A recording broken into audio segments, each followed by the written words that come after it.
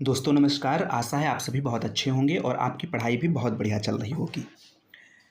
अगर आप राजनीति विज्ञान के विद्यार्थी हैं और किसी भी परीक्षा की तैयारी कर रहे हैं राजनीति विज्ञान से जुड़ी हुई, तो ये लेक्चर आपके लिए बहुत इम्पोर्टेंट होने वाला है। क्योंकि परीक्षा कोई भी हो, अगर आप पिछले वर्षों के प्रश्न पत्र उठाकर देखेंगे, तो आपको इस टॉपिक से स्टेटमेंट बेस्ड या मैचिंग वाले सवाल ज़रूर मिलेंगे। अभी जब आप इस पूरे लेक्चर को कवर करेंगे, तो आप देखेंगे कि कैसे यहाँ से सवाल बनते हैं। तो आप अगर पहली बार आए हैं चैनल पे तो थोड़ा-सा 5-10 मिनट समय दे करके इस लेक्चर को सुनिए। अगर आपको ठीक लगे, मेरी बताई हुई बातें समझ में आएँ और आपको लगे कि आपके प्रीवियस ईयर क्वेश्चन पेपर में इससे क्वेश्चन बन रहे हैं, तो आप पूरे लेक्चर को देखिएगा, चैनल को सब्सक्राइब करिएगा और हमसे कनेक्ट करने के लिए, हमसे जुड़ने के लिए डिस्क्रिप्शन बॉक्स में जो ग्रुप के लिंक दिए हुए हैं, उनसे जुड़िएगा। तो दोस्तों किसी भी विषय को पढ़ना होता है तो सबसे पहले उसका परिचय जानना होता है कि ये जो विषय है ये है क्या, ताकि हम उसको गहराई से समझ सकें और उस पे उठने वाले सवालों को हल कर सकें। तो सबसे पहले समझते हैं कि राजनीति है क्या। तो आप किसी भी आम व्यक्ति से, कोई भी सामान्य सा व्यक्ति है, उससे कभी भी आप राजनीति के बारे में बात करिए, देखिए वो क्या जवाब देता है। तो आप कभी भी किसी आम आदमी से अगर राजनीति के बारे में बात करेंगे तो वो बहुत श्योर है कि वो कहेगा कि भाई राजनीति बहुत बुरी चीज़ है और राजनीति के चक्कर में नहीं पड़ना चाहिए। ये आम आदमी की धारणा होती है हर किसी की लगभग। तो आम आदमी जो होता है वो कहता है कि जो राजनीति है वो घिनौना खेल है। वो ये भी कहेंगे कि जब कोई कुछ नहीं कर पाता है तो वो राजनीति करने चला आता है। या जो धूर्त होते हैं, जो गुंडे होते हैं, ऐसे लोग कई बार कहते हैं, ये मैं नहीं कह रहा हूँ, ऐसा मैंने लोगों को सुना है कहते हुए। मुझसे भी चर्चाओं में कई बार लोगों ने कहा कि जो धूर्त लोग होते हैं उनका अंतिम आश्रय स्तर होता है राजनीति। तो जो आम आदमी की धारणा है राजनीति के बारे में वो यही है कि राजनीति जो है वो गंदा खेल है, घिनौना खेल है, डर्टी गेम है और धूर्तों का अंतरिम आश्रय स्थल है। इसका दायरा जो है बहुत सीमित होता है। आम आदमी की नज़र में राजनीति क्या है? कोई मंत्री विधायक है तो उसकी गतिविधि है, चालबाज़ी है, चुनावी पैंतरा है, जुलूस, नारेबाज़ी, ये सब जो गतिविधियाँ हैं इन्हीं को वो राजनीति समझ लेता है। उसके हिसाब से चुनाव लड़ना, कैसे भी चुनाव जीत लेना और जुलूस निकालना, नारेबाज़ी करना, आंदोलन करना, धरना, यही यही सब राजनीति है। ऐसा एक आम आदमी समझता है। इसीलिए वो कहता है कि राजनीति से दूर रहना चाहिए। खासकर वो छात्रों से कहेगा कि अरे आप छात्र हो, पढ़ाई पे ध्यान दो, राजनीति से दूर रहो। वो डॉक्टर से आशा करता है कि डॉक्टर को राजनीति नहीं करनी चाहिए। वो वकील से आशा करता है कि अरे ये वकील हैं, इनको अपने केसेस पे ध्यान कर देना चाहिए, इनको राजनीति नहीं करना चाहिए। तो आम आदमी क्या कहता है कि राजनीति से दूर रहने की सलाह देता है। तो आम आदमी की धारणा में राजनीति गंदा खेल है, नकारात्मक गतिविधि है, बहुत सीमित दायरा है राजनीति का और वो प्रायः सलाह देता है कि राजनीति से दूर रहना चाहिए। खासकर अच्छे लोगों को, जिनको वो अच्छा समझता है, उनसे कहता है कि आपको राजनीति से दूर रहना चाहिए। अर्नेस्ट बैन एक विचारक हैं। वो एक बात कहते हैं। वो कहते हैं कि राजनीति ऐसी कला है जिनमें पहले तो मुसीबत को ढूँढते हैं, फिर वह जहाँ हो या ना हो वहाँ से उसे पकड़ कर लाते हैं। फिर उसका गलत निदान किया जाता है और उसका गलत उपचार किया जाता है। ये अर्नेस्ट बैन भी नकारात्मक परिभाषा ही प्रस्तुत कर रहे हैं।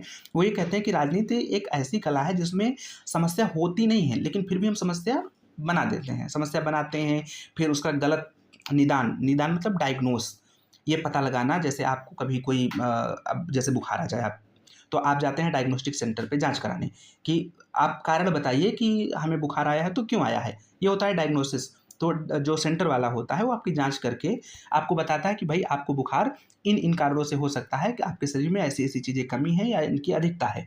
तो डायग्नोस का मतलब ये होता है, जैसे इन्होंने क्या कहा कि मुसीबत हो या ना हो उसको ढूँढ कर लाते हैं। तो पहले राजनीति क्या करेगी, मुसीबत दिखाएगी कि ये मुसीबत है, फिर उसके गलत उल्टे-सीधे कारण, गलत डायग्नोस करेगी, उल्टे-सीधे आपको कारण बताएगी और फिर उनका गलत उपचार करेगी। तो ये कथन कौन कहता है? ये कथन है अर्नेस्ट बैन का। अर्नेस्ट बैन भी राजनीति की नकारात्मक परिभाषा देते हुए ये बात कहते हैं। ये स्टेटमेंट पूछा जा सकता है, इसलिए इसको ध्यान रखें। और की पॉइंट इसमें क्या हो सकता है? की पॉइंट इसमें है गलत निदान और गलत उपचार।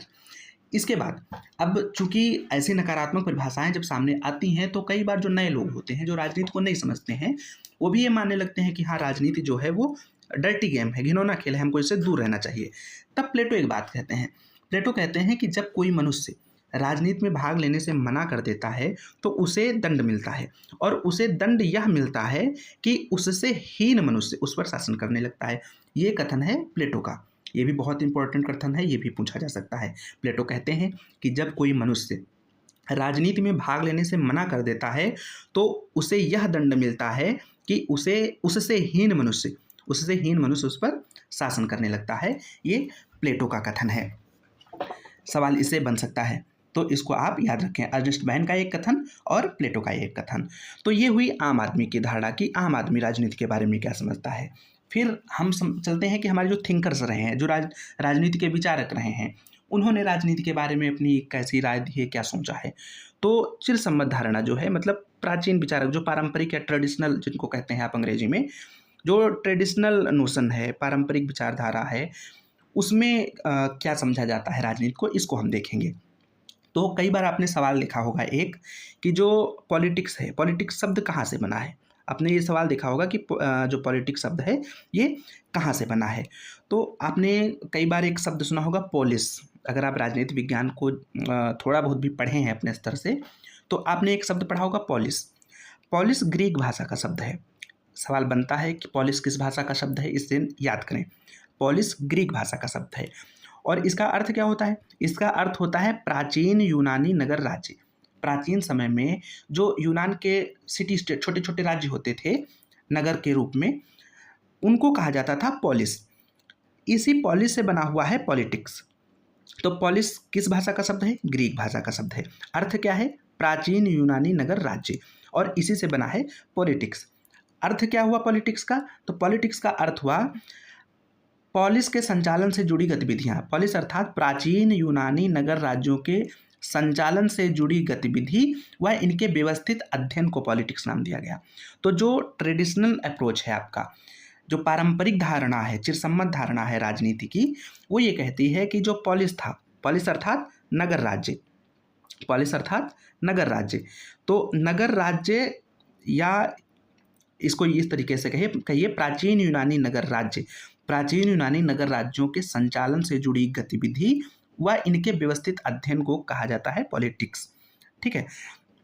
अब एक बात समझने की है, वो ये कि जब आप पारंपरिक दृष्टिकोण पढ़ेंगे राजनीति का, तो उसमें एक बात कही जाएगी कि जो राज्य है वो सदजीवन के लिए अस्तित्व में आया है, मनुष्य के जीवन को बेहतर बनाने के लिए अस्तित्व में आया है। तो ये कहा जाता है कि राज्य में सदजीवन की प्राप्ति के लिए की जाने वाली समस्त गतिविधियाँ, कोई व्यक्ति राज्य के अंदर अपने जीवन को बेहतर बनाने के लिए, बेहतर से बेहतर बनाने के लिए जितनी गतिविधियां करता है, उन समस्त गतिविधियों को राजनीति में शामिल किया जाता है। उन समस्त गतिविधियों को राजनीति कहा जाता है। इन शब्दों पे ध्यान दीजिएगा, क्योंकि यही वो शब्द हैं जो धारणाओं को एक दूसरे से अलग करते हैं। जैसे अभी आधुनिक धारणा देखेंगे तो वहाँ पे समस्त गतिविधियों को नहीं शामिल किया जाएगा, वहाँ पे कुछ सीमित गतिविधियों को शामिल किया जाएगा। तो चिरसम्मत धारणा के हिसाब से सदजीवन की प्राप्ति के लिए, अच्छे जीवन की प्राप्ति के लिए मनुष्य जितनी गतिविधियां करता है, उन सब को राजनीति का विषय माना जाता है, उनका अध्ययन किया जाता है, उनको सामूहिक रूप से राजनीति कहा जाता है। नोट करने की बात यह है कि ये जो गतिविधियां होती थी, ये गतिविधियां सिर्फ स्वतंत्र जनों की गतिविधियां होती थी। यूनानी नगर राज्य जो होते थे प्राचीन, उनमें स्वतंत्र लोग भी होते थे और गैर स्वतंत्र लोग भी होते थे। स्वतंत्र लोग उनको कहा जाता था जिनके पास अवकाश होता था संचालन से जुड़ी गतिविधियों को देखने का, उसमें शामिल होने का, उनको स्वतंत्र कहते थे। स्त्री, पुरुष, युद्धबंदी, ऐसे लोग जो होते थे वो स्वतंत्र नहीं होते थे। दास हैं, दास भी स्वतंत्र नहीं होते थे। तो इनकी गतिविधियों को राजनीति में शामिल नहीं किया जाता था। जो स्वतंत्र लोग होते थे, स्वतंत्र जिनके पास अवकाश होता था, उनकी गतिविधियों को और उनकी समस्त गतिविधियों को, वो पूरा दिन में जितना कुछ करते थे, सबको राजनीति का हिस्सा माना जाता था। मनुष्य के, इसलिए ये आगे की लाइन लिखी है कि मनुष्य के सामाजिक संबंधों और सामाजिक जीवन के सभी पहलुओं का अध्ययन राजनीति कहलाता था। इसका प्रयोग क्षेत्र जो था, मैंने कहा कि जो स्वतंत्र व्यक्ति था वो पूरे दिन में जितना कुछ करता था, उस सब को, जितना काम करता था उस सबको राजनीति का हिस्सा माना जाता था। इसीलिए ये लिखा हुआ है कि इसका जो प्रयोग क्षेत्र है, इसका प्रयोग क्षेत्र असीमित है, बहुत विस्तृत है, बहुत फैला हुआ है इसका प्रयोग क्षेत्र। लेकिन चूंकि राज्य में स्वतंत्र लोग बहुत कम होते थे, इसलिए प्रयोगकर्ता की संख्या कम होती थी। मतलब राजनीति करने वाले लोग तो कम होते थे। सरल शब्दों में अगर कहा जाए तो राजनीति करने वाले लोग कम होते थे, लेकिन राजनीतिक कार्य जो होते थे वो बहुत ज़्यादा होते थे। राजनीति का क्षेत्र बहुत ज़्यादा विस्तृत होता था। किस धारणा के अनुसार? चिरसम्मत धारणा के अनुसार। ठीक है। राज्य का या सरकार का कह लें, जो सरोकार जो राजनीति का था, चिरसम्मत धारणा के अनुसार राजनीति का जो सरोकार है वो राज्य से है। नगर राज्य के संचालन की गतिविधियों को तो ही राजनीति में शामिल किया गया, तो जो इसका सरोकार है वो बेसिकली राज्य से है, इसीलिए इसको कहा जाता था राज्यों का विज्ञान। इसको क्या कहते थे? राज्यों का विज्ञान। किस धारणा के अनुसार? चिरसम्मत धारणा के अनुसार राजनीति को राज्यों का विज्ञान समझा जाता है। ठीक है, अब कुछ स्टेटमेंट है, जैसे अरस्तु कहता है, अरस्तु क्या कहता है कि जो राजनीति है, पॉलिटिक्स सर्वोच्च विज्ञान है या परम विद्या। तो ये स्टेटमेंट आपको लिखा मिलेगा, कभी मैचिंग टाइप सवाल होंगे उनमें मिलेगा, या फिर डायरेक्ट स्टेटमेंट देगा और पूछेगा कि ये किसका कथन है। तो पॉलिटिक्स को सर्वोच्च विज्ञान किसने कहा या परम विद्या किसने कहा? ये अरस्तु ने कहा। अरस्तु का एक और कथन बहुत इंपॉर्टेंट है, मनुष्य स्वभाव से राजनीतिक प्राणी है। मनुष्य स्वभाव से राजनीतिक प्राणी है। राजनीति मनुष्य को अलग से सिखाई नहीं जाती है, ये उसके स्वभाव में ही शामिल है राजनीति करना। ठीक है, चूंकि आपने ऊपर देखा है कि राजनीति है क्या? राजनीति अच्छा जीवन पाने के लिए गतिविधियां जो की जाती थी उनको राजनीति कहते थे। अर्थात मनुष्य अपने जीवन को बेहतर बनाने के लिए जो भी गतिविधियां करता था उनसे अभिप्राय है इनका राजनीति से। तो इसलिए कहते हैं कि ये जो है ये मनुष्य का स्वभाव है, राजनीति मनुष्य का स्वभाव है, इसलिए उन्होंने कहा कि मनुष्य स्वभाव से राजनीतिक प्राणी है। कौन कह रहा है? अरस्तु कह रहे हैं। ठीक है, अब इसके बाद आगे और कहते हैं कुछ अरस्तु और क्या कहते हैं? अरस्तु कहते हैं कि अगर कोई ऐसा मनुष्य है जिसको राज्य की आवश्यकता ही नहीं है तो वो या तो निरा पशु होगा या फिर अति मानव होगा। तो ये 3 स्टेटमेंट है। पूछा क्या जाएगा कि पॉलिटिक्स सर्वोच्च विज्ञान है या परम विद्या, ऐसा किसने कहा? ऐसा अरस्तु ने कहा। मनुष्य स्वभाव से राजनीतिक प्राणी है, ऐसा किसने कहा? ऐसा अरस्तु ने कहा। जिसे राज्य की आवश्यकता नहीं वह या तो निरा पशु होगा या फिर अतिमानव, ये किसने कहा? ये भी अरस्तु ने कहा। तो ये थी हमारी चिरसम्मत अवधारणा राजनीति के बारे में, कि राजनीति के विषय में हमारे जो पारंपरिक विद्वान हैं, ट्रेडिशनल विचारक हैं, वो कैसी सोच रखते हैं, वो इसको क्या मानते हैं। अब इससे आगे बढ़ते हैं और आधुनिक संदर्भ में जो मॉडर्न नोशंस है, जो आज की अवधारणा है राजनीति की, उसको समझते हैं कि आधुनिक दौर में राजनीति को, आधुनिक विचारों में राजनीति को क्या समझा जाता है। तो जैसे ऊपर आपने पढ़ा चिरसम्मत धारणा में कि किसी भी मनुष्य के स्वतंत्र मनुष्य के जीवन की समस्त गतिविधि राजनीति कही जाती थी, लेकिन यहाँ पर क्या है? यहाँ पर समस्त गतिविधियों को राजनीति नहीं कहा जाता है। आधुनिक अवधारणा में मनुष्य की विशेष गतिविधि को ही राजनीति कहा जाता है। अब वो विशेष गतिविधि कौन सी है? जैसे आप ये शब्द प्रयोग करेंगे कि विशेष गतिविधि, तो आपसे तुरंत सवाल ये पूछा जाएगा कि आखिर वो विशेष गतिविधि क्या है। तो इसका अर्थ हुआ कि मनुष्य की वो गतिविधियाँ जो सार्वजनिक नीति व निर्णय को प्रभावित करती हैं। जैसे सोनम वांगचुक हैं, तो सोनम वांगचुक के बारे में आप जान रहे होंगे कि ये अभी हंगर स्ट्राइक पे बैठे हुए हैं दिल्ली में, इनके साथ और भी कई लोग बैठे हुए हैं। तो ये अपने जीवन में बहुत सारे कार्य किए हैं। वैसे भी सामान्य हंगर स्ट्राइक पे बैठने से पहले भी डेली बहुत कुछ करते होंगे, लेकिन क्या उनकी पूरी गतिविधियाँ राजनीति का हिस्सा हैं? अगर चिरसम्मत धारणा के अनुसार देखते तो ये पूरा दिन जितना कुछ करते सब कुछ राजनीति का हिस्सा होता, अगर ये स्वतंत्र कहे जाते तो। लेकिन आधुनिक धारणा में इनके जीवन की सभी गतिविधियां राजनीति का हिस्सा नहीं है, क्योंकि इनके जीवन में बहुत सारी गतिविधियां ऐसी करते होंगे जिसका सार्वजनिक नीति व निर्णय से कोई लेना देना नहीं है। वो क्या भोजन करते हैं, कैसे कपड़े पहनते हैं, कैसे घर में रहते हैं, तो ये वो गतिविधियां हैं जो सार्वजनिक नीति और निर्णय को प्रभावित नहीं करती। लेकिन अभी वो कहाँ बैठ गए? हंगर स्ट्राइक पे, भूख हड़ताल पर बैठ गए। तो अब उनका ये जो कार्य है ये सार्वजनिक नीति व निर्णय दोनों को प्रभावित करेगा, और आप देख रहे होंगे प्रभावित कर भी रहा है। पूरे देश में चर्चा चल पड़ी है, कोर्ट में पिटीशंस गई हुई हैं, सरकार पे सवाल खड़े हो रहे हैं, एक विमर्श चल पड़ा है। तो ये जो उनका कार्य हुआ ये सार्वजनिक नीति व निर्णय को प्रभावित कर रहा है। तो किसी भी मनुष्य के जीवन के जो ऐसे कार्य होते हैं जो सार्वजनिक नीति व निर्णय को प्रभावित करते हैं, आधुनिक संदर्भ में उन्हीं को क्या कहा जाता है? राजनीति कहा जाता है। आपका भी कोई कार्य अगर उसका impact public policy and public decision पे पड़ रहा है तो आपका वो कार्य राजनीति कहा जाएगा। ठीक, तो इस प्रकार निष्कर्ष ये है कि आज के समय में जो प्रयोग क्षेत्र है राजनीति का, प्रयोग क्षेत्र वो तो सीमित है, क्योंकि आपके जीवन की, आपके पूरे दिन में 24 घंटे में आप जितना कुछ करते हैं सब कुछ राजनीति में नहीं शामिल है। सिर्फ वो शामिल है जो सार्वजनिक नीति व निर्णय को प्रभावित करता है। तो इस प्रकार प्रयोग क्षेत्र सीमित हो गया। चिरसम्मत में क्या था? प्रयोग क्षेत्र असीमित था। क्योंकि सारी गतिविधियों को शामिल किया जाता था। लेकिन अभी क्या है, प्रयोग क्षेत्र सीमित है, क्योंकि सीमित गतिविधियों, कुछ ही गतिविधियों को आपकी राजनीति में शामिल किया जाएगा। लेकिन जब जैसे चिरसम्मत धारणा में प्रयोगकर्ता अर्थात राजनीति करने वाले लोगों की संख्या कम थी, क्योंकि कम स्वतंत्र लोग होते थे। आज आधुनिक अवधारणा में प्रयोगकर्ता अर्थात राजनीति करने वाले लोगों की संख्या बहुत अधिक है। हर व्यक्ति की वो गतिविधि जो सार्वजनिक नीति व निर्णय को प्रभावित करे वो राजनीति मानी जाएगी, हर व्यक्ति की। तो आधुनिक अवधारणा में प्रयोग क्षेत्र सीमित है, लेकिन प्रयोगकर्ताओं की संख्या अर्थात राजनीति करने वाले लोगों की संख्या बहुत अधिक है। आधुनिक धारणा के हिसाब से जो राजनीति है वो विभिन्न समूहों की परस्पर क्रिया है। अब विभिन्न समूह कौन, जैसे दबाव समूह, राजनीतिक दल, ये सब आपस में क्रिया करते हैं। आधुनिक धारणा के अनुसार राजनीति क्या है, शक्ति संघर्ष है। आधुनिक धारणा के अनुसार राजनीति क्या है, दुर्लभ संसाधनों पर प्रभुत्व व नियंत्रण का प्रयास है। आधुनिक राजनीति का जो सरोकार है वो संघर्ष व समाधान से है। चिरसम्मत धारणा में संघर्ष का कोई विशेष महत्व नहीं था, वहाँ पे सिर्फ ये प्रयास होता था कि हमें अच्छे से अच्छा जीवन प्राप्त करना है, अच्छे से अच्छा राज्य बनाना है जिसमें सद्जीवन हमको मिले। संघर्ष व समाधान की अवधारणा आधुनिक दृष्टिकोण में, आधुनिक धारणा में, राजनीति की आधुनिक धारणा में देखने को मिलती है। ठीक है, अब इसके आगे कुछ स्टेटमेंट देखते हैं। तो हमें लगता है कि आपको ये तीनों चीज़ें, एक आम आदमी क्या सोचता है, आम आदमी नकारात्मक गतिविधि मानता है इसको। चिरसम्मत धारणा में जो स्वतंत्र जन होते थे राज्य के, वो जितना कुछ करते थे राज्य के संचालन में, नगर राज्य के संचालन में, सबको राजनीति में शामिल किया जाता था। और जो आधुनिक धारणा है वो ये कहती है कि कोई मनुष्य, किसी मनुष्य की सभी गतिविधियां नहीं, बल्कि वो गतिविधियां जो सार्वजनिक नीति व निर्णय को प्रभावित करती हैं उनको राजनीति का हिस्सा माना जाता है।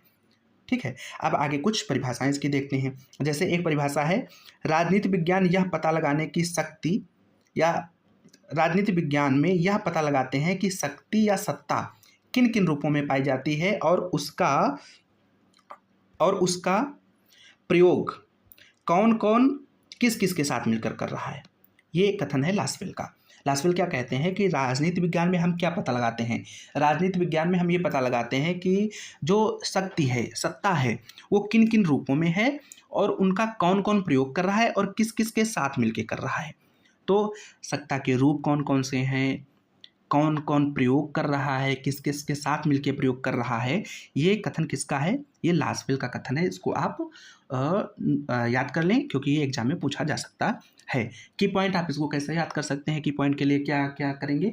जैसे इसमें शब्द प्रयोग हुआ, राजनीति शक्ति या सत्ता, शक्ति या सत्ता के रूप किस किस के साथ प्रयोग, शक्ति या सत्ता के रूप और किस किस के साथ प्रयोग, ये दो चीज़ें याद कर लीजिए। जहाँ आपको ये लिखा मिले आप पूरा स्टेटमेंट आपको याद आ जाएगा, आप बता देंगे कि ये लासवेल का कथन है। आगे देखिए, राजनीतिक गतिविधि में मतभेदों, राजनीतिक गतिविधि से मतभेदों की उपस्थिति और उन मतभेदों के समाधान के प्रयास का संकेत मिलता है। ये कथन है एलन बाल का। एलन बाल की बुक है मॉडर्न पॉलिटिक्स एंड गवर्नमेंट, ये 1988 में लिखी गई है। आप जब भी कोई पुस्तक पढ़ें तो पुस्तक में आप प्रयास करिए कि उस पुस्तक का पूरा नाम और उसकी डेट जरूर याद करें, क्योंकि कई बार डेट पूछी जाती है, क्रोनोलॉजी में पुस्तक लगाने को बोला जाएगा या डायरेक्ट पूछा जाएगा कि ये पुस्तक कब प्रकाशित हुई, तो आप उस समय आपका सवाल गलत हो जाएगा। इसलिए कोई पुस्तक आप जब भी पढ़ें तो उसकी डेट आप जरूर याद करें, उसकी डेट आप जरूर याद करें। तो जैसे ये पुस्तक है मॉडर्न पॉलिटिक्स एंड गवर्नमेंट, ये 1988 में लिखी गई पुस्तक है। किसकी है? एलन बाल की। एलन बाल इस पुस्तक में लिखते हैं कि राजनीतिक गतिविधि से मतभेदों की उपस्थिति और उन मतभेदों के समाधान के प्रयास का संकेत मिलता है। ये किसकी बात कर रहे हैं? मतभेद और समाधान। इनका कहना ये है कि अगर कोई व्यक्ति, आप कहते हैं कि वो राजनीति कर रहा है, तो इसका अर्थ ये होगा कि किसी बात पर उसका किसी के साथ मतभेद है और वो उस मतभेद को सॉल्व करने का, उसको ख़त्म करने का, उसको सुलझाने का प्रयास कर रहा है। तो मतभेद के समाधान का प्रयास, ये बात आपको जब मिले, मतलब मतभेद और उसका समाधान, ये शब्द जब आपको मिले तो आप समझिए कि ये कथन किसका है? एलन बाल का कथन है। एलन बाल की पुस्तक कौन सी है? मॉडर्न पॉलिटिक्स एंड गवर्नमेंट, 1988 में लिखी गई। इसको आप नोट कर लें। आगे देखते हैं, जहाँ राजनीति है वहाँ कोई ना कोई विवाद रहता है। जहाँ कोई ना कोई समस्या होती है वहाँ राजनीति होती है। जहाँ कोई विवाद नहीं होता, जहाँ किसी समस्या पर वाद विवाद नहीं चल रहा होता, वहाँ राजनीति भी नहीं होती। ये परिभाषा किसकी है? ये परिभाषा है स्टीफन एल वास्बी की। स्टीफन एल वास्बी की पुस्तक है political science, the discipline and it's dimension and introduction.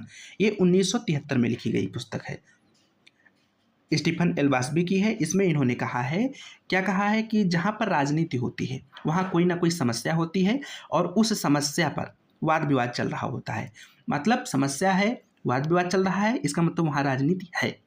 राजनीति है, इसका मतलब वहाँ समस्या है, समस्या पे वाद विवाद होगा। क्योंकि जहाँ समस्या नहीं है, जहाँ वाद विवाद नहीं चल रहा है, वहाँ पे राजनीति नहीं हो सकती। तो इसमें की पॉइंट क्या बनता है? समस्या और वाद विवाद। समस्या और वाद विवाद ये स्टेटमेंट में आपको मिलता है, तो वो स्टेटमेंट किसका होगा? स्टीफन एल वास्बी का स्टेटमेंट होगा। ऊपर आपने क्या देखा था? मतभेद व समाधान। मतभेद व समाधान से जुड़ा हुआ कथन किसका था? एलन बाल का था। दोस्तों, अगर आप ये सारी PDF चाहते हैं पढ़ने के लिए, तो डिस्क्रिप्शन बॉक्स में ग्रुप का लिंक दिया हुआ है, आप उस ग्रुप को ज्वाइन करें। वहाँ पर आपको PDF वगैरह सारी चीज़ें प्रोवाइड करी जाएंगी, तो वहाँ से आप इन सब चीज़ों को अच्छे से पढ़ सकेंगे। डिस्क्रिप्शन बॉक्स देखिए, वहाँ पर आपको लिंक मिल जाएगा। आगे बढ़ते हैं, आगे देखते हैं। विचारक हैं JDB मिलर। इनकी पुस्तक है द नेचर ऑफ पॉलिटिक्स। ये कब लिखी गई? 1962 में। फिर रिपीट कर रहा हूँ कि आप कोई भी पुस्तक पढ़ें तो वो पुस्तक किसने लिखी है, उसका पूरा नाम क्या है और कब लिखी गई है। ये 3 चीज़ें ज़रूर आप याद करें, क्योंकि इन तीनों चीज़ों से एक पुस्तक से 3 सवाल बनते हैं। ठीक है, सब मतलब जो सीधे सवाल बनते हैं। कई बार तो और भी बन जाते हैं, पूछ लेते हैं पुस्तक के अंदर क्या है, या इसकी आलोचना किसने करी, या ये किसकी आलोचना में या किसकी प्रशंसा में लिखी गई। तो ये डीप सवाल होते हैं। लेकिन जो फ्लैट सवाल बनते हैं वो ये होता है कि ये पुस्तक किसने लिखी या ये पुस्तक कब लिखी गई। तो विचारक हैं JDB मिलर। इनकी पुस्तक है द नेचर ऑफ पॉलिटिक्स, 1962 में लिखी गई। इसमें इन्होंने क्या लिखा कि मतभेद या संघर्ष के समाधान में सरकार का प्रयोग, ये राजनीति है। ये जब राजनीति की परिभाषा देते हैं तो कहते हैं कि जब मतभेद या संघर्ष के समाधान में हम सरकार या शासन का प्रयोग करते हैं, कोई सरकार है, शासन है, उसको हम प्रयोग में लाते हैं। हम दो लोगों में, मान लीजिए हमारा और आपका कोई किसी बात पे मतभेद हो जाए या कोई संघर्ष हो जाए हम लोगों के बीच में, तो हम सरकार को, किसी तीसरे व्यक्ति को जिसको हम अथॉरिटी माने, उसके पास जाएं, या बेसिकली उन्होंने सरकार और शासन शब्द प्रयोग किया है तो उसी को हम प्रयोग करते हैं कि सरकार के पास जाएं, शासन के पास जाएं कि आप हमारा समाधान करिए। तो ये राजनीति होगी। ये कौन कह रहा है? JDB Miller. मतलब मतभेद या संघर्ष के समाधान में शासन या सरकार का प्रयोग, यही की पॉइंट है आपका यहाँ पे। शासन या सरकार, समाधान में शासन या सरकार का प्रयोग राजनीति है। ये कौन कहता है? JDB मिलर कहते हैं। इनकी पुस्तक कौन सी है? इनकी पुस्तक है द नेचर ऑफ पॉलिटिक्स। कब लिखी गई? 1962 में लिखी गई। तो ये मुझे लगता है आपको समझ में आया होगा। एक एक लाइन, एक एक शब्द इसमें वही लिखा है जो आपके एग्जाम में कहीं ना कहीं पूछा जा सकता है। कोई भी एक्स्ट्रा शब्द, कोई भी एक्स्ट्रा लाइन इसमें नहीं लिखी गई है। आगे चलते हैं, अगला स्टेटमेंट देखते हैं। अगला स्टेटमेंट है प्रिंस बिस्मार्क का। ये क्या कहते हैं? ये कहते हैं कि जो राजनीति है वो संभाव्य की कला है। संभाव्य की कला। इनका कहना है कि राजनीति ये नहीं है कि हमको क्या चाहिए, राजनीति ये है कि हमको जो चाहिए उसमें से कितना संभव है। मतलब संभाव्य की कला है, जो संभव हो सकता है उसको प्राप्त करने की कला है क्या? राजनीति। कौन कहता है? बिस्मार्क कहते हैं। दूसरी बात ये क्या कहते हैं? सर्वोत्तम के निकटवर्ती। जो सर्वोत्तम है, जो सबसे अच्छा है, उसके हम अधिकतम कितना करीब जा सकते हैं, उसका अधिकतम निकटवर्ती क्या है, उसको पाने की कला है राजनीति। तो दो स्टेटमेंट के दो तरीके से स्टेटमेंट पूछा जाता है। एक पूछा जाएगा कि राजनीति संभाव्य की कला है, ये कौन कहता है? प्रिंस बिस्मार्क कहते हैं। राजनीति सर्वोत्तम के निकटवर्ती को पाने की कला है, ये कौन कहता है? ये भी प्रिंस बिस्मार्क कहते हैं। ठीक, अब इसके आगे बढ़ते हैं। मूल्यों का आधिकारिक आवंटन, ये बहुत बार पूछा जाता है। मूल्यों का आधिकारिक आवंटन, ये किसका कथन है? ये डेविड ईस्टन का है। डेविड ईस्टन कहते हैं कि जो राजनीति है वो मूल्यों का आधिकारिक आवंटन है। इनकी पुस्तक कौन सी है जिसमें ये बात कहते हैं? वो पुस्तक है political system and inquiry, political system and inquiry into the state of political science. 1953 में लिखी गई इनकी पुस्तक है। इसको आप याद कर लें, political system and inquiry into the state of political science 1953 में लिखी गई डेविड स्टन की पुस्तक है, जिसमें ये कहते हैं कि जो राजनीति है वो मूल्यों का आधिकारिक आवंटन है। और इसके आगे अगर देखें तो समझौते की कला, राजनीति समझौते की कला है, किसी के साथ कंप्रोमाइज करने की कला है। हम किसके साथ, हमारा किसी के साथ मतभेद है किसी बात पे, तो हम उसको कैसे मनाएं, कैसे उसके साथ हमारा सुलह हो सकता है, समझौता होता है, इसकी आर्ट है राजनीति। ये कौन कहता है? ये उदारवादी जो विचारक हैं वो कहते हैं।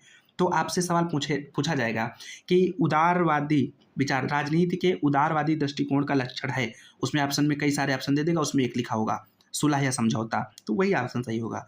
तो कौन कहता है कि राजनीति समझौते की कला है? उदारवादी विचारक कहते हैं। कौन कहता है कि राजनीति शक्ति के लिए संघर्ष है?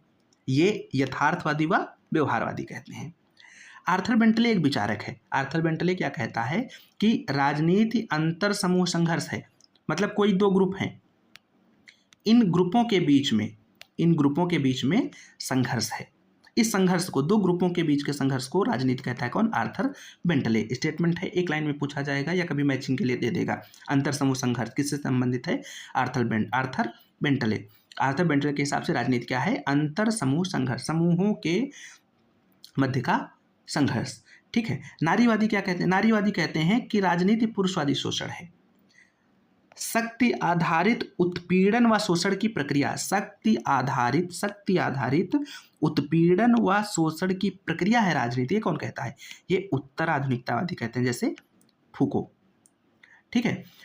वर्गीय शोषण पर आधारित संरचना कौन कहता है? वर्गीय शोषण। देखिए यहाँ पे क्या था? शक्ति आधारित उत्पीड़न व शोषण, शक्ति आधारित उत्पीड़न व शोषण की प्रक्रिया है, कौन कहता है?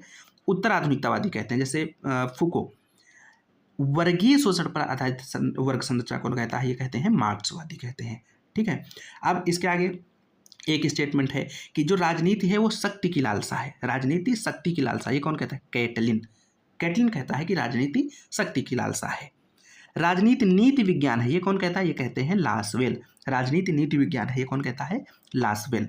राजनीति आलोचना शास्त्र है, ये कौन कहता है? ये दांते जर्मिनो क्या कहते हैं कि जो राजनीति है वो आलोचना शास्त्र है, आलोचना शास्त्र। लासवेल क्या कहते हैं कि ये नीति विज्ञान है। तो आप देख रहे होंगे कि इसमें एक एक शब्द, एक एक लाइन हूबहू वही लिखी हुई है जो आपके एग्जाम में पूछी जाएगी। एक भी शब्द इसमें का आप स्किप नहीं कर सकते हैं, एक भी शब्द आप इसमें का हटा नहीं सकते हैं, एक एक शब्द आपको इसमें का याद करना होगा। तो मुझे लगता है ये कंटेंट आपको अच्छा लग रहा होगा। अगर आपको ठीक लग रहा है तो कमेंट करके आप बताइएगा ज़रूर, और कमेंट बॉक्स में जो ग्रुप का लिंक दिया हुआ है उसको आप ज्वाइन जरूर करिएगा ताकि आप हमसे डायरेक्ट कनेक्ट कर सकें, और चैनल को सब्सक्राइब भी करिएगा। आपके साथ के जो लोग हों राजनीति विज्ञान पढ़ने वाले, उनको इस चैनल के बारे में बताइएगा भी, ताकि सभी का भला हो सके, सबको कुछ अच्छा प्राप्त हो सके। खैर आगे बढ़ते हैं। एक बहुत इंपॉर्टेंट सवाल है, जो राजनीति है, अभी हम जो पढ़ रहे हैं ना कि राजनीति क्या है, तो हम जो भी चीज़ें पढ़ रहे हैं कि इनके हिसाब से राजनीति ये है, इनके हिसाब से राजनीति ये है, इन सबको राजनीति विज्ञान नाम किसने दिया था? इनका राजनीति विज्ञान नामकरण किया था विलियम गॉडविन और मेरी वुलस्टोनक्राफ्ट। इसका अलग अलग तरीके से नाम लिखा मिलता है। तो ये दो नाम हैं जिन्होंने, और ये पति पत्नी है, इन्होंने राजनीति का राजनीति विज्ञान नामकरण किया था। बहुत इंपॉर्टेंट है, आप इसको नोट कर लिए, मार्क करिए, याद करिए। एक चीज़ और यहाँ पे ध्यान देने की है, वो ये है कि कई बार एग्जाम में पूछता है, ऑप्शन देगा कि निम्नलिखित में राजनीतिक गतिविधि है और उसमें युद्ध दे देगा। तो कई लोग क्या करते हैं कि युद्ध को भी राजनीतिक गतिविधि मानते हैं, लेकिन नहीं।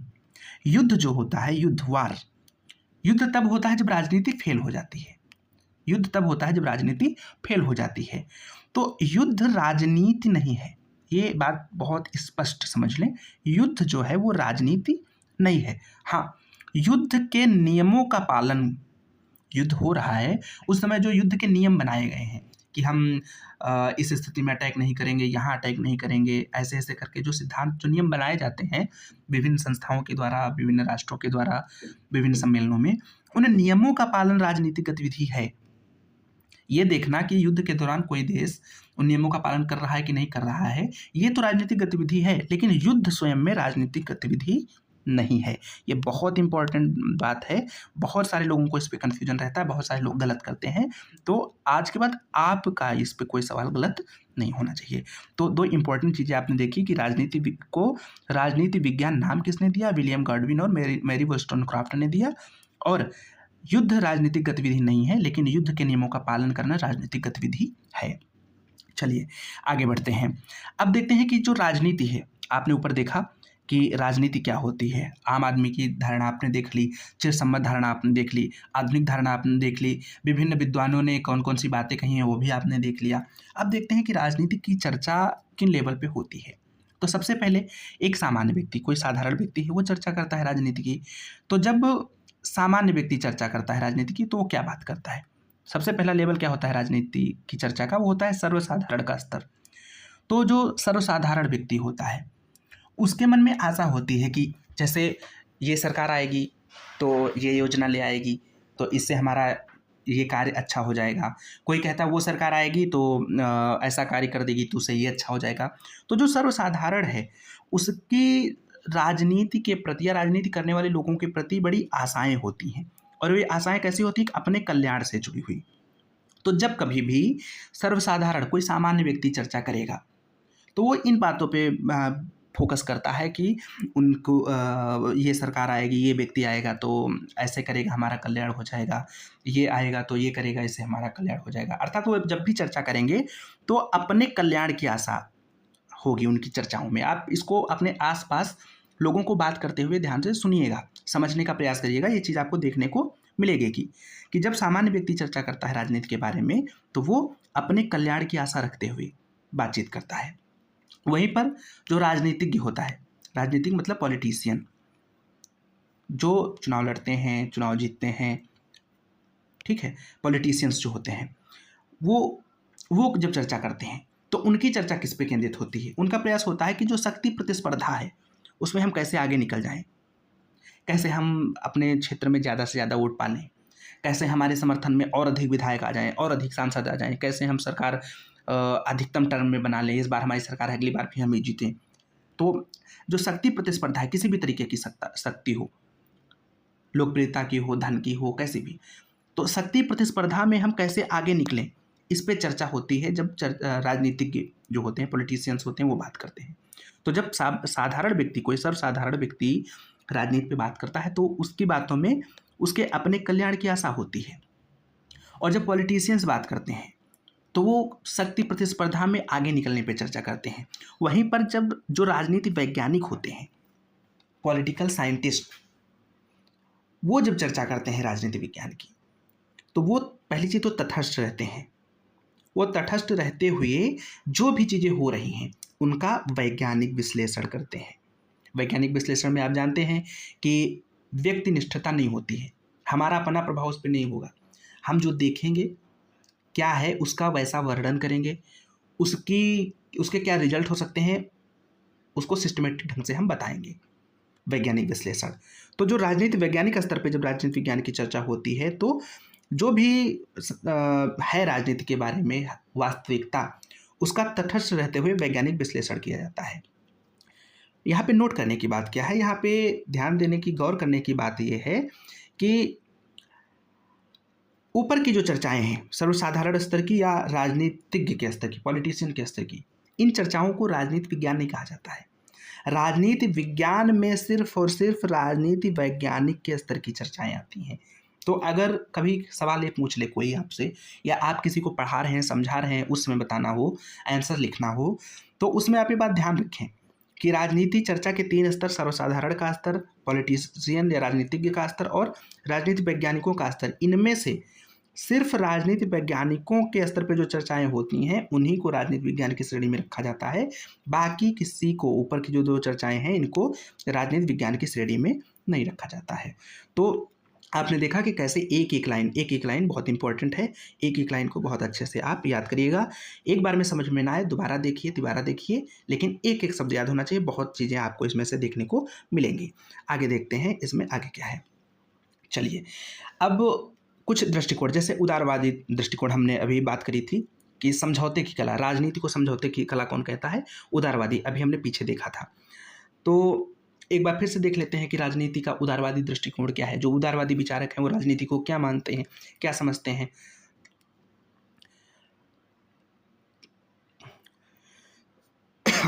तो जो राजनीति के उदारवादी विचारक हैं उनके हिसाब से जो राजनीति है वो परस्पर विरोधी हितों में सामंजस्य बिठाने की प्रक्रिया है। दो व्यक्ति हैं, दो से अधिक व्यक्ति हैं, उनके मध्य कोई विरोधी हित है, उनका किसी और चीज़ में हित है, हमारा किसी और चीज़ में हित है, तो हम दोनों एक दूसरे के विरोधी हितों वाले व्यक्ति हैं, तो हम दोनों के बीच सामंजस्य कैसे बैठ जाए, इसका प्रयास करने की जो गतिविधि है उसको राजनीति कहते हैं। कौन? उदारवादी। मतभेद, इनका मानना है कि जो मतभेद है ये बहुत गहरा नहीं है, बहुत गहरा नहीं है, बहुत ऊपरी ऊपरी स्तर पे मतभेद होता है, इसलिए अगर मतभेद को सुलझाने का प्रयास किया जाए तो मतभेद सुलझ सकता है।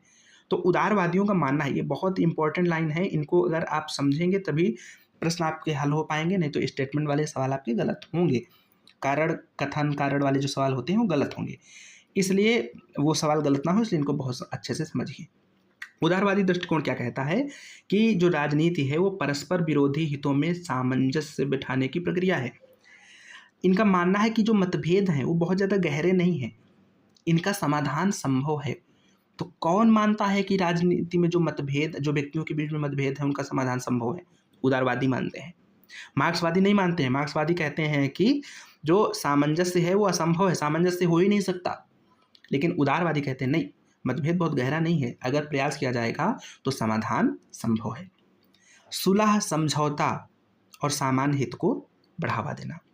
सुलह, समझौता, सामान्य हित। सामान्य हित समुदायवाद में भी होता है। कभी हम बताएंगे कि सामान्य हित के समुदाय में समुदायवाद के सामान्य हित में और उदारवादी दृष्टिकोण के सामान्य हित में अंतर क्या है, ये कभी अलग से हम इस पर बात करेंगे। अभी ये आप समझिए कि उदारवादी दृष्टिकोण सुलह और समझौते पर फोकस करता है कि दो लोगों के बीच में विरोधी हित हैं तो आपस में सुलह और समझौता करके सामंजस्य बिठाएं, सामान्य हित को बढ़ावा दें, मेरा भी हित पूरा हो जाए, आपका भी हित पूरा हो जाए। शांति, व्यवस्था और न्याय की स्थापना का साधन है राजनीति। राजनीति क्या है? राजनीति से शांति, व्यवस्था और न्याय की स्थापना करी जाती है। ये कौन कहता है? उदारवादी विचारक कहते हैं। इसमें आधिकारिक सत्ता का प्रयोग होता है, आधिकारिक सत्ता, और वैध बल का प्रयोग होता है। ये शब्दावली जब मिले तो आप समझ जाइए कि ये किससे जुड़ी हुई शब्दावली है, ये उदारवादी दृष्टिकोण से जुड़ी हुई शब्दावली है। उदारवादी मानते हैं कि राजनीति में आधिकारिक सत्ता और वैध बल का प्रयोग होता है। समूह की गतिविधि ये मानते हैं। ये क्या मानते हैं उदारवादी? की समूह की गतिविधि है राजनीति, जैसे भी हमने पीछे कहा था, दबाव समूह है, राजनीतिक दल है, इनकी परस्पर गतिविधि है राजनीति। समाज का बहुलवादी दृष्टिकोण, इसका मतलब क्या हुआ? इसका मतलब ये हुआ कि कोई व्यक्ति है, वो शिक्षक है, तो जो शिक्षक संघ बने होंगे, शिक्षकों से जुड़े हुए जो समूह बने होंगे, वो उनका मेंबर होगा, तो वहाँ पे वो दूसरी गतिविधियों में शामिल होगा। घर पे वो किसी सोसाइटी में रहता है तो उस सोसाइटी का अपना ग्रुप होगा, उसका अपना समूह संघ होगा, वो वहाँ पे जुड़ा होगा। तो एक व्यक्ति कई सारे समूहों का हिस्सा होता है, तो जो समाज का स्वरूप है वो बहुलवादी होता है। ये कौन मानता है? उदारवादी दृष्टिकोण मानता है। इनका जो मुख्य सिद्धांत है वो है स्वतंत्रता। उदारवादी व्यक्ति की स्वतंत्रता पर फोकस करते हैं। ये चाहते हैं कि व्यक्ति स्वतंत्र रहे और उसके जो परस्पर विरोधी हित हैं उनमें सामंजस्य बना रहे, कोई एक दूसरे को परेशान ना करे, एक दूसरे को बाधित ना करे। अब देखते हैं राजनीति का मार्क्सवादी दृष्टिकोण। मार्क्सवादी दृष्टिकोण क्या कहता है? मार्क्सवादी दृष्टिकोण कहता है कि जो राजनीति है वो वर्ग प्रभुत्व का साधन है। जो बुर्जुआ वर्ग है, जो समाज का ताकतवर व्यक्ति है, धनवान व्यक्ति है, जिसके हाथ में सारे संसाधन हैं, वो कमजोर पर अपना प्रभुत्व बनाए रखे, इसका साधन है राजनीति। कौन कहता है? मार्क्सवादी कहते हैं। और वो कहते हैं कि सामंजस्य असंभव है। अमीर गरीब के बीच में जो अमीर है, बुर्जुआ है, वो सर्वहारा को परेशान कर रहा है, गरीब को परेशान कर रहा है, तो इनके बीच में सामंजस्य हो ही नहीं सकता। ये कहते हैं कि आर्थिक टकराव ही मूल संघर्ष है। उदारवादी कहते थे कि ये जो विरोधी हित हैं ये किसी भी क्षेत्र में हो सकते हैं, चाहे वो सामाजिक हो, धार्मिक हो। भाई धार्मिक मान्यताओं में भी तो विरोधी बातें होती हैं। हम कहते हैं कि हमारी मान्यता ये है, कोई और कहता है हमारी मान्यता ये है। तो जो परस्पर विरोधी हित हैं ये किसी भी क्षेत्र में हो सकते हैं उदारवादियों के अनुसार से। लेकिन मार्क्सवादी क्या कहते हैं कि जो टकराव है वो सिर्फ और सिर्फ आर्थिक टकराव, मूल संघर्ष जो है वो आर्थिक टकराव का है। और इसका समाधान क्या है? इसका समाधान है तर्कसंगत उत्पादन प्रणाली। तर्कसंगत उत्पादन प्रणाली जब हम मार्क्सवाद को डिटेल में पढ़ेंगे वहाँ पे देखेंगे कि तर्कसंगत उत्पादन प्रणाली किसको कहते हैं। राजनीति व राज्य वर्ग विभाजन का परिणाम है। जो समाज में वर्ग बन गए हैं ना कि एक अमीर वर्ग है, गरीब, अमीर को ये कहते हैं बुर्जुआ, और गरीब जो कमज़ोर व्यक्ति है जिसके पास संसाधन नहीं है, जो अपना श्रम बेचता है, उसको ये कहते हैं सर्वहारा। तो ये जो वर्ग बन गए ना, दो, इन वर्ग विभाजन का परिणाम है राजनीति और राज्य। इसकी वजह से राजनीति शुरू हुई, राज्य अस्तित्व में आया। ये कौन कहता है? मार्क्सवादी कहते हैं। एक स्टेटमेंट है, आज का प्रतिनिधि राज्य, आज का प्रतिनिधि राज्य, आज का प्रतिनिधि राज्य पूंजीपतियों के हाथ में कामगारों के शोषण का साधन है। ये किसका कथन है? ये एंजल्स का कथन है। ये आपसे पूछा जाएगा कि कामगारों के शोषण का साधन, राज्य को कामगारों के शोषण का साधन कौन मानता है? एंजल्स मानता है। एंजल्स मार्क्स का दोस्त था। इसकी पुस्तक है the origin of family, private property and the state, 1884 में लिखी गई थी। मार्क्सवादियों का जो कोर प्रिंसिपल है वो समानता, ये समानता लाना चाहते हैं। ये चाहते हैं कि जो दो वर्ग बने हैं, एक तरफ अमीर है, एक तरफ गरीब है, ताकतवर व्यक्ति, कमज़ोर व्यक्ति, ये दोनों समान हो जाएं, इनके बीच समानता आ जाए। तो जो समानता है वो किससे जुड़ी है? मार्क्सवादी विचार से जुड़ी हुई है। स्वतंत्रता किससे जुड़ी है? उदारवादी विचार से जुड़ी हुई है। अगली उदाहरण देखते हैं, राजनीति का समुदायवादी दृष्टिकोण। समुदायवादी दृष्टिकोण का जो मूल विचार है वो ये है कि जो राजनीति है वहाँ पे संघर्ष नहीं है, ये परस्पर सहयोग का क्षेत्र है। भाई, हमने सबसे पहले देखा था कि राजनीति क्या है, कि हम अच्छा जीवन प्राप्त करना चाहते हैं, इसके लिए हम जो प्रयास करते हैं उनको राजनीति सबसे पहले माना गया था। जब आप चिर संबंध धारणा को पढ़े होंगे उसमें आपने देखा होगा कि सब जीवन की प्राप्ति के लिए स्वतंत्र जन जितनी गतिविधियां करते हैं उन सबको राजनीति कहा जाता है। समुदायवादी क्या कहते हैं कि यहाँ पे परस्पर सहयोग है, हम एक दूसरे का सहयोग करते हैं ताकि उनका जीवन भी अच्छा हो, हमारा जीवन भी अच्छा हो। यहाँ पे कोई संघर्ष नहीं है। सामान्य हित का साधन, जिसमें समूह का हित हो, मेरा या आपका नहीं, पूरा समूह है, पूरा समाज है, वो कार्य जिसमें पूरे समाज का हित हो, उसको साधने का प्रयास है राजनीति। और कैसे होता है ये होता है सहयोग से। राजनीति का आधार परस्पर मेलजोल या सहवर्तन की प्रवृत्ति है। अल्थ्यूसियस की बुक है सिस्टमेटिक एनालिसिस ऑफ पॉलिटिक्स, 1603 में लिखी गई थी ये पुस्तक। उस समय इन्होंने कहा कि जो राजनीति का आधार है वो परस्पर मेलजोल है या सहवर्तन, परस्पर मेलजोल या सहवर्तन है। जैसे आपने देखा, उदारवादी भी मानते हैं कि संघर्ष है, परस्पर विरोधी हित हैं, और वो सामंजस्य बनाने का प्रयास करता है सुलह और समझौते के द्वारा। मार्क्सवादी मानते हैं कि संघर्ष है, आर्थिक संघर्ष है, वो असमानता का संघर्ष है, वो सामंजस्य नहीं होगा, ये क्रांति चाहते हैं। लेकिन समुदायवाद क्या कहता है? समुदायवाद कहता है कोई संघर्ष नहीं है। समुदायवाद कहता है कि सहयोग है, ये जो राजनीति है ये परस्पर सहयोग का क्षेत्र है, सामान्य हित का साधन है। राजनीति के द्वारा ही हम सामान्य हित, पूरे समाज का जिसमें हित है, वो कार्य सिद्ध कर पाते हैं। अल्थ्यूसियस कहते हैं कि राजनीति का आधार परस्पर मेलजोल यह सहवर्तन की प्रवृत्ति है। बहुत महत्वपूर्ण स्टेटमेंट है, याद कर लें। सिस्टमेटिक एनालिसिस ऑफ पॉलिटिक्स 1603 में लिखी गई अल्थ्यूसियस की पुस्तक है। मनुष्य और समाज के विकास का नियम परस्पर सहायता पर आधारित है। पीटर क्रॉपाटकिन, इनकी पुस्तक है mutual aid, a factor of evolution, 1897 में लिखी गई इनकी पुस्तक है। इसमें इन्होंने क्या कहा कि मनुष्य और समाज के विकास का जो नियम है वो परस्पर सहायता का सिद्धांत है। आपने डार्विन की थ्योरी पढ़ी होगी, जिसमें अस्तित्व का संघर्ष, योग्यतम की विजय का सिद्धांत, कि जो बहुत योग्य होगा वो जिंदा रहेगा, बाकी सब मर जाएंगे, ऐसे सिद्धांत उन्होंने दिए थे। इन्होंने उसका एकदम उलट बताया।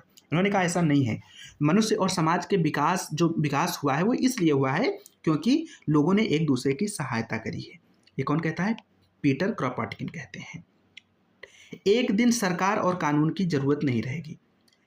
पूर्वत मतलब पीटर क्रॉपाटकिन का ही ये भी विचार है। इनका कहना है कि मनुष्य इतना अच्छा है, इतना सहयोग है इनमें आपस में, कि एक दिन ऐसा आएगा जब सरकार और कानून नहीं रहेगी, अर्थात व्यवस्था अराजक हो जाएगी। अराजक का मतलब नकारात्मक नहीं होता, अराजक का मतलब ऐसी स्थिति जहाँ पे कोई किसी को कंट्रोल करने वाली मशीनरी नहीं होगी, उसकी ज़रूरत नहीं होगी। अराजकता का बेसिकली आप ये समझ लीजिए कि राज्य नहीं होगा।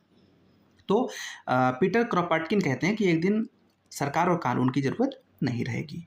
परस्पर सहयोग ही स्वस्थ राजनीति की कुंजी है, ये समुदायवादियों का मानना है। इनका कोर प्रिंसिपल क्या है? बंधुत्व।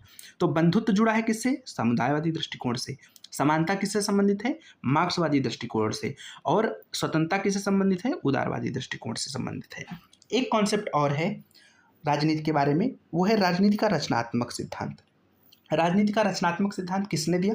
हन्ना आरेंट ने दिया। हन्ना आरेंट मूलतः जर्मनी की थी, लेकिन यूएसए बेस्ड थी। तो कई बार आपसे सवाल पूछा जा सकता है कि हन्ना आरेंट कहाँ से संबंधित है, किस देश से संबंधित है? तो अगर पूछे मूलतः किस देश से हैं, तो जर्मनी से हैं। नाम सामान्यता पूछ ले कि किस देश से संबंधित हो, उसमें यूएसए दिया हो, जर्मनी ना दिया हो, तो आप यूएसए को लगाएंगे। तो हन्ना आरेंट प्रणेता हैं राजनीति के रचनात्मक सिद्धांत के। ये कहते हैं कि जो राजनीति शब्द है, इसका दो संदर्भों में अर्थ लगाया जाता है। इसका जो अर्थ लगाया जाता है वो दो संदर्भों में लगाया जाता है। सबसे पहला अर्थ इसका लगाया जाता है अपने हितों को स्पष्ट करने व शक्ति संघर्ष के अर्थ में। हमारा किसमें हित है, उसको हम आगे बढ़ाने के लिए, अन्य लोगों तक पहुंचाने के लिए, बताने के लिए कि मेरा इसमें फ़ायदा है, ये करो, इसके लिए हम जो करते हैं उसको राजनीति कहा जाता है। एक अर्थ में शक्ति संघर्ष, अधिक से अधिक शक्ति पाने के लिए हम जो गतिविधियां करते हैं उसको राजनीति कहा जाता है। एक अर्थ इसका ये है। तो ये जो है, इसमें क्या होता है कि कई बार हम अपनी बातों को रखने के लिए, अपने आप को आगे बढ़ाने के लिए, अपने आप को मजबूत करने के लिए झूठ का सहारा ले लेते हैं, छल कपट का सहारा ले लेते हैं। इसीलिए इसको ये कहती हैं कि ये जो मानवीय, ये जो है अर्थ राजनीति का हित स्पष्टीकरण और शक्ति संघर्ष के रूप में जब हम राजनीति का अर्थ लगाते हैं तो ये मानवीय मामलों का निम्नतम स्तर होता है, अर्थात ये नकारात्मक होता है, ये इसको ठीक नहीं मानती है। दूसरा अर्थ इसका होता है राजनीति का कि ये मानव सभ्यता की प्रमुख उपलब्धि है और जिसको इन्होंने मानव ने प्राप्त किया परस्पर सहयोग से। जैसा समुदायवादी कह रहे थे कि मनुष्य और समाज का जो विकास हुआ है वो सहयोग से हुआ है, संघर्ष से नहीं हुआ है। तो वही हन्ना आरेंट कह रही हैं कि परस्पर सहयोग से मनुष्य ने प्रमुख उपलब्धि हासिल की है, उस उपलब्धि को कहती हैं ये राजनीति, और इसे ये कहती हैं मानवीय मामलों का उच्चतम स्तर।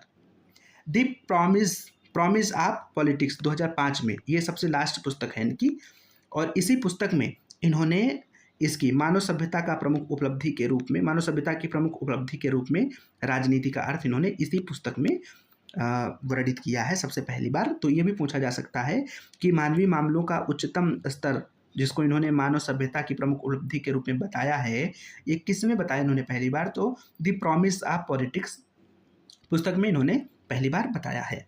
एक बात और कहती हैं ये राजनीति के बारे में कि राजनीति दो स्तरों पे देखने को मिलती है। एक शासक व शासित के स्तर पे।